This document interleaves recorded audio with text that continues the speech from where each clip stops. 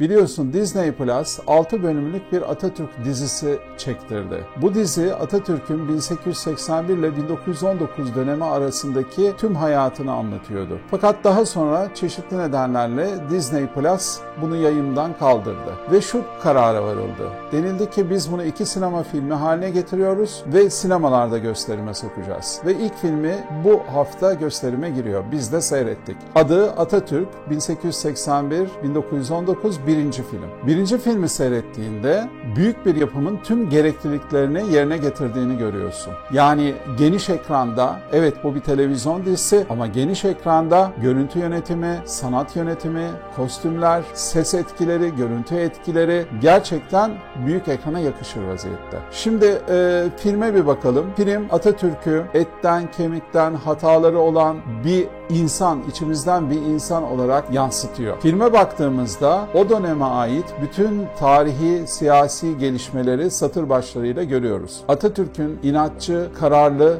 cesur duruşu, asker kişiliğiyle birleştiğinde bütün bu tarihi olaylara damgasını vuruyor. Bütün bu tarihi olaylar boyunca Atatürk'ün çevresinde yer alan, onun dostu, arkadaşı olan, uzun yıllar devam edecek olan ya da sonradan çatışacağı kişiler de sadece birer basit figür olarak değil, bayağı karakterleri iyi yazılmış biçimde karşımıza çıkıyor. Yani Atatürk hem artıları ve eksileriyle etten kemikten bir varlık olarak ve o asi ve devrimci kişiliğiyle perdede karşımızda, hem de olayları değiştirme gücüyle karşımızda. Ben kendi adıma birçok olayı tekrar okuma ihtiyacı hissettim filmi seyrettikten sonra. Siyasette hiç film korkak davranmıyor, söyleyeceği lafları cesurca söylüyor. Bir kere bu çok önemli. Atatürk'ü canlandıran Aras Bulut İğnemli plastik makyajında yardımıyla Atatürk'e oldukça benzemiş. Tabi burada performans önemli. Performansı da bazı sahnelerde sanki kendini kasıyor gibi görünse de genel olarak iyi. Çok iyi çalışmış rolüne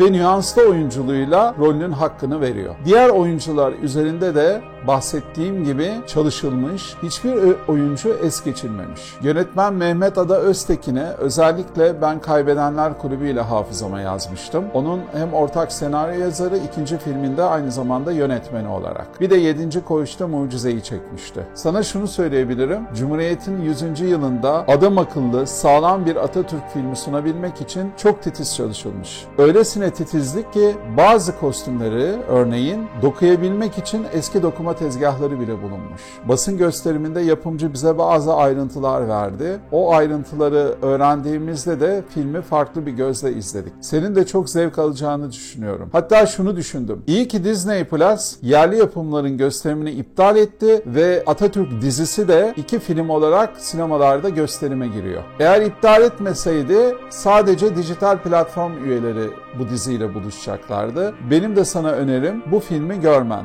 İkinci film 2024'ün ilk günlerinde seyirciyle buluşacak. Şu bilgiyi vereyim. 6 bölümden oluşan dizi tam yarıya bölünerek, yani 3 bölüm bir filmde, 3 bölüm bir filmde 2 film halinde vizyona giriyor. Hiçbir eksiği olmayacak. Bu arada şu önemli bilgiyi de vereyim. Fox TV'de yayımlanan film sadece ilk 85 dakika. Onun dışında Fox TV'de herhangi bir yayım anlaşması şu an için yok. Bizim seyrettiğimiz birinci filmin süresi ise 144 dakika. Dolayısıyla sinemaya gitmen gerekiyor. Ama Atatürk filmini de tekrar altını kalınca çizeyim, sinemada seyretmek ayrı bir keyif. Eğer vizyondaki filmlerle ilgili videoları seyretmeyi seviyorsan kanalıma abone olmayı unutma.